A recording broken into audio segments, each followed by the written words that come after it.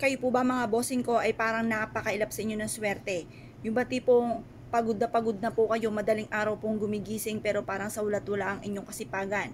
Hirap at hirap pa rin. Asya mga bossing, huwag na po kayong malungkot mga bossing. Marami tayong pwedeng gawin. Bukod po sa talagang kailangan ay mag-double time tayo sa pagkayod, ay subukan nyo po itong gawin sa bulak. Kailangan po mga bossing ko, sipag at syaga, double time sa pagkayod, at pagkatapos mga bossing ko, huwag kang makakalimot magdasal. Ngayon pa mga bossing, mas mainam na gamitan natin ng tatlong bulak. Kasi ang tatlong bulak mga bossing ko ay pagagaanin ang daloy ng swerte.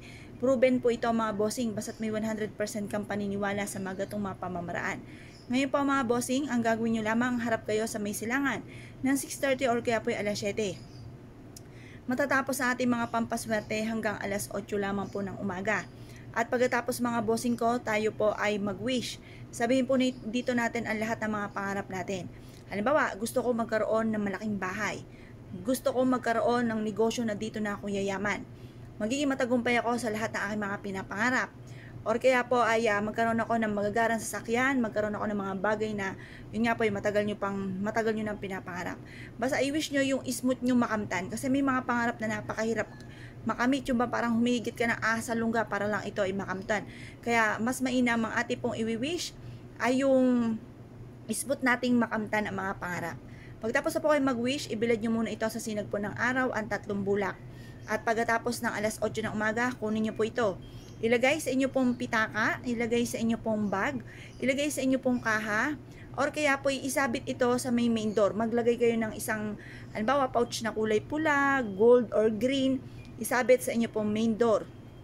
At ito po ay makakatulong para maging smooth or maging magaan ang daloy ng swerte. Ngayon pa mga bossing, pwede rin naman na maglagay kayo ng ganito sa ilalim ng inyo pong unan. Pero bagamat ang ating unan ay bulak, pero may mga unan kasi na mga mabibigat na iba po yung mga laman po nito.